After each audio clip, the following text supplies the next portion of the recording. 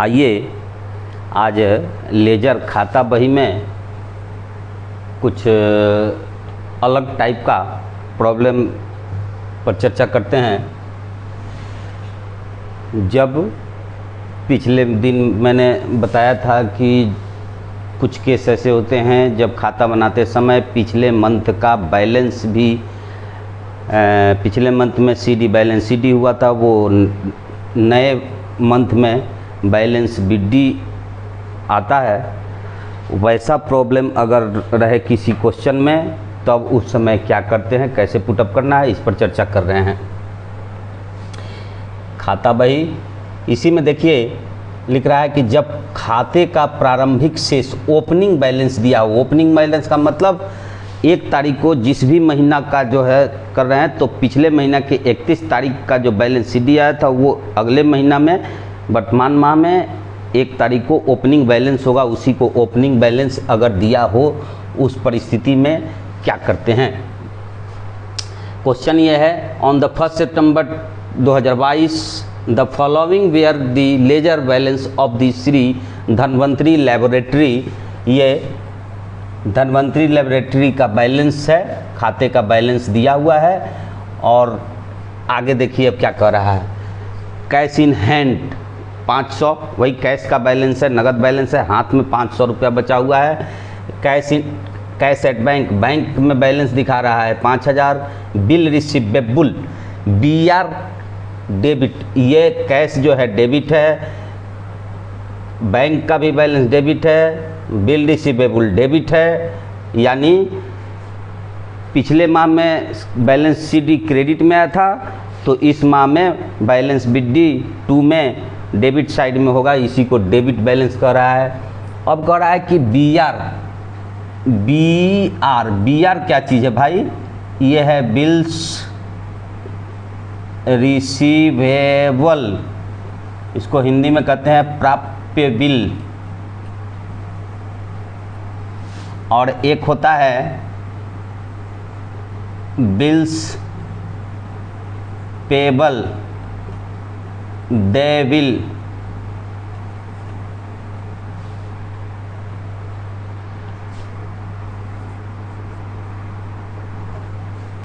दो चीज़ होता है, इसको पहले समझिए।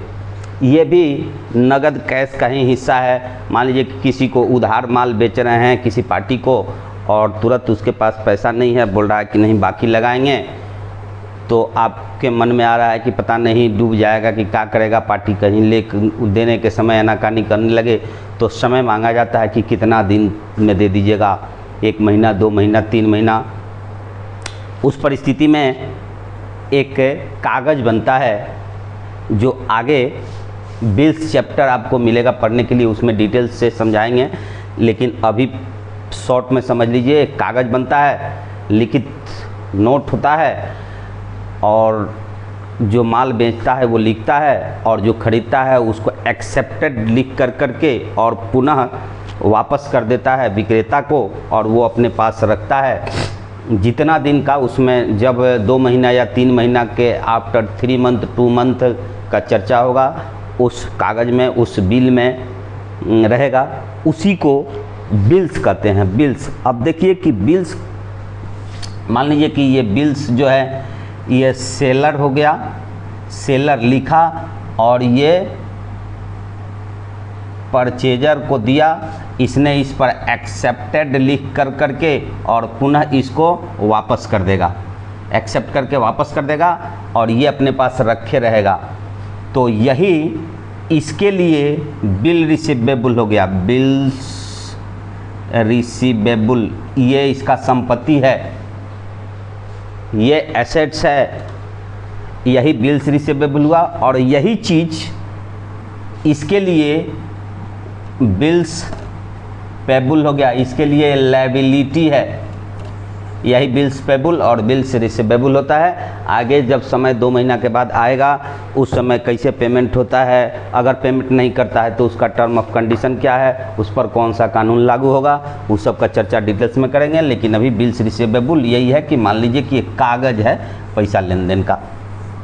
आगे चलिए, कह रहा है विमल्स DR विमल्स का खाता है वो DR से है, S कुमार का 1800 है, विमल्स क्रेडिट, विनोद क्रेडिट है, कैपिटल्स 7000 है। इतना 7 गो खाते का बैलेंस हमको पता है, और बाकी ये कुछ जनरल दिया हुआ है, इस पर चर्चा कर रहे हैं। इसके अनुसार सोल्ड फॉर कैश, तो सबसे पहले कैश अकाउंट बनाएंगे, कैश अकाउंट बनाएंगे, 2 पार्ट में कर लेंगे, ये DR और ये CR हो गया। कैश अकाउंट में सोल्ड फॉर कैश होगा, कैश जब माल बेचा जाएगा तो cash account DR to sales account होगा, तो कैश अकाउंट टू इधर सेल्स अकाउंट 8000 हो गया। लेकिन इससे पहले देखिए कैश अकाउंट का बैलेंस कर रहा है कि 1 तारीख को कर देंगे,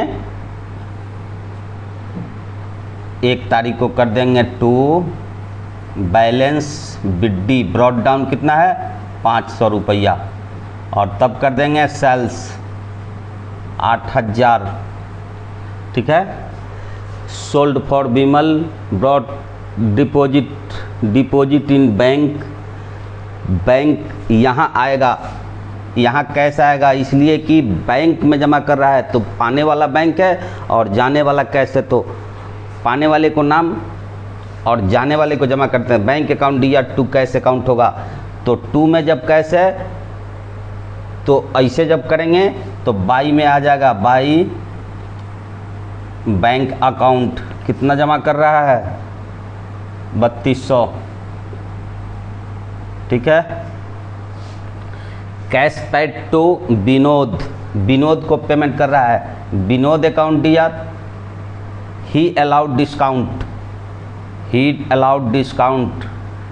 कैश पेड टू विनोद को पैसा पेमेंट कर रहा है और उसने छूट दे रहा है 120 रुपया, यानी 2000 का था, तो Vinod account DR to cash account होगा ना, Vinod account DR to cash account और टू डिस्काउंट अकाउंट, कैश 1880 और 120 ये हो जाएगा। अब कहिए कि ये कैश अकाउंट 2 में है तो ये बाई में आ जाएगा, बाई विनोद अकाउंट। अब कहिए कि विनोद अकाउंट जो है तो यहाँ तो ये 2000 होगा, तो यहाँ 2000 लिखेंगे कि क्या लिखेंगे जी, नहीं लिखेंगे विनोद, लेकिन इसका अमाउंट लिखेंगे क्योंकि डिस्काउंट से इसमें कोई मतलब नहीं है, और ये डिस्काउंट कैसा है तो कैश डिस्काउंट है, तो यहाँ 1880 रुपया आएगा। यहाँ ध्यान दीजिएगा, यहाँ 2000 नहीं लिख दीजिएगा। रिसीव्ड फ्रॉम के शर्मा, के शर्मा से 1500 प्राप्त कर रहा है, तो cash account DR to K Sharma, cash account DR to K Sharma, K Sharma से कितना 1500। Accepted Vinod bills at 2 month, Vinod का बिल एक्सेप्ट कर रहा है, यहाँ यह है, यही है विनोद का बिल ये एक्सेप्ट कर रहा है, तो इसमें तो कैश है नहीं। Vimal paid cheque with depository, bank है इसमें कैश नहीं है। Purchase machinery, purchase machinery, purchase a machinery, machinery account DR to cash account, तो ये हो जाएगा मशीनरी अकाउंट, मशीनरी अकाउंट 2500। एक चीज़ यहाँ ध्यान दीजिएगा, करा है कि परचेज मशीनरी, तो मशीनरी से सिर्फ ये क्लियर नहीं हो रहा है कि कैश से है कि बैंक है, बैंक से भी पेमेंट हो सकता है, लेकिन जब तक बैंक का चर्चा नहीं कर रहा है इसका मतलब कैश पेमेंट किया, इसीलिए इसमें आ रहा है। Withdraw from bank office use, इसमें नहीं आएगा। रेंट पेड 300 और सैलरी पेड, तो ये नॉमिनल अकाउंट है। Rent account DR, salary account चूँकि दोनों एक ही डेट में है तो कंबाइंड कर देंगे। Salary account DR to cash account, cash payment किया होगा तो by rent account, salary account 300 और 700, 10,000।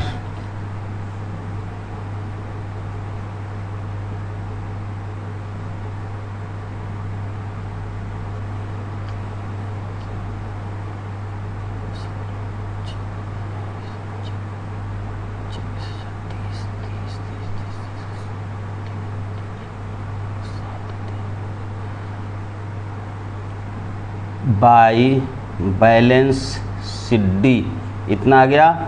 अब ई महीना का जो होगा अगले महीना में यहाँ टू बैलेंस विद डी 3420 रुपया। पिछला महीना में कितना था 500 कैश था और इस महीना में बैलेंस आ गया 3420 रुपया कैश इन हैंड। फिर अगले महीना में बनेगा तो होगा। इसके बाद देखिए सेम ऐसे ही मान लीजिए कि ये कैश अकाउंट है। अब इसके बाद कैश अकाउंट डी आर ये सोल्ड, अब सेल्स अकाउंट बनेगा। तो यहाँ सेल्स अकाउंट जब बनेगा तो sales account D R, cash account D R to sales account, तो इधर कैश आ जाएगा। इसमें कल पिछले दिन जैसे बताए थे सेम, जिधर का डेबिट में बैलेंस है तो डेबिट में, क्रेडिट में बैलेंस है तो क्रेडिट में बैलेंस दे करके, और सबका पोस्टिंग पिछले दिन हम बता चुके हैं, उस अनुसार आपको करते चला जाना है। अब सबका खाता बनाना जरूरी थोड़े है, एगो खाली बता देते हैं आपको बिल्स रिसीवेबल का।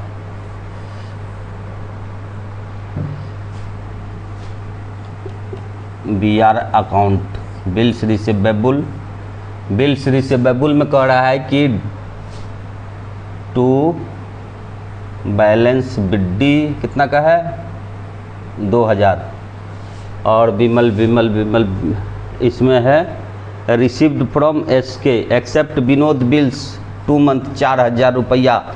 Bills receivable account D R two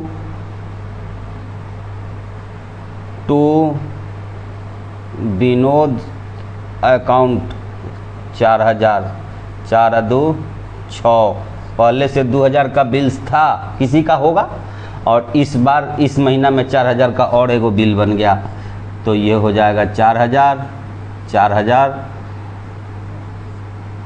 by balance sheet D 4000, अगले महीना में टू बैलेंस डी आ जाएगा 4000, 6000 ना होगा 6000, पिछले महीना में 2000 का था, इस महीना में 4000 का बिल हो गया तो वो 6000 हो गया। बस कुछ नहीं है, ऐसे ही कर करके बैलेंस निकालते चला जाना है।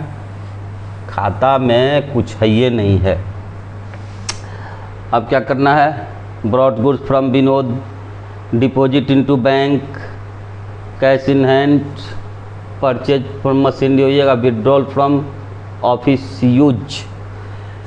अब इसमें है एक चीज़ याद देख लीजिए, withdraw from bank for office use, bank से निकाला ऑफिस यूज के लिए, इसमें थोड़ा सा चकमा दे देता है। तो ऐसे भी जब बैंक जो है सो व्यवसाय का खाता जब बैंक में है तो बैंक ऑफिस यूज के लिए निकाला कि किस यूज के नहीं निकाला है, तो व्यापार के लिए ही निकाला है, तो सीधे cash account D are, sorry यहाँ ये गलती हो गया एगो चीज़, यहाँ कैश अकाउंट में एक एंट्री छूट गया, यहाँ आपको उसमें जब कीजिएगा कर लीजिएगा। Cash account D R to bank account 700 का ये एंट्री ये होगा, तो कैश में वही टू बैंक आ जाता जो हमसे छूट गया है, आप उसको सुधार लीजिएगा, और बैंक में बाई कैश हो जाएगा, बात ख़त्म। यहाँ फॉर ऑफिस यूज से कोई मतलब नहीं है, जब तक नहीं कहे कि पर्सनल यूज, तो पर्सनल यूज का मतलब हो जाता है वो डॉरोइंग्स है, ठीक है। बस आगे किसी को दिक्कत हो रहा है ना, ठीक है। फिर आगे दूसरे टाइप का कोई प्रॉब्लम हुआ उस पर चर्चा करेंगे।